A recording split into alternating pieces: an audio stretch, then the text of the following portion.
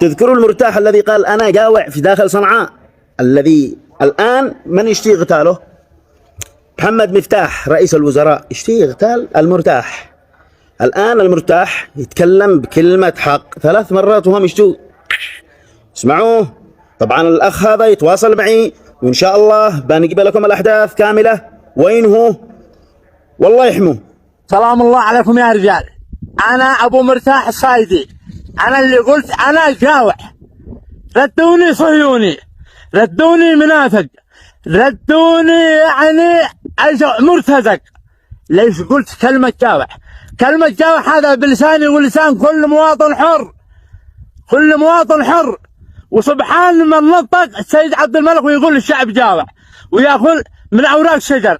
صدقتوا الآن، صدقتوا ان كلمة جاوع هذا اني كل مواطن. وانا اللي بيصطمني اللي بيحرقني من داخلي ان انتم جاوعين وعاد انتم تخرجوا 70. يا اخي ايش خرجتك؟ ايش خرجتك؟ انا 3 محاولات اغتيال، 3 يا عبد الملك الحوثي، 3 محاولات اغتيال. ليش قلت انا جاوع؟ هذا مسيرة قرآنية. انا مضحي أخي، قتل معاكم. أنا حشدت لكم أفراد، أنا كنت أسهر ليالي معاكم، وآخرتكم تعملوا بها الصعالق حق وتاك. نصر الدين حامر ورئيس الوزراء وغيرهم يحاولوا أنهم يصفوني. أين المسيرة القرآنية؟ يا جماعة اعقلوا. هذا وأنا معاهم. تم كبدي، ضحت أسرتي، سنا عدينا يعني أنفسنا معاهم، يعني القلب المغالبة.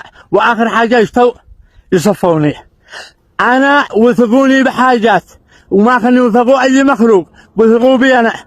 بس خلوني جسمي منطقه امن وانا ادي لكم فضائحهم هذا المسيره الشيطانيه.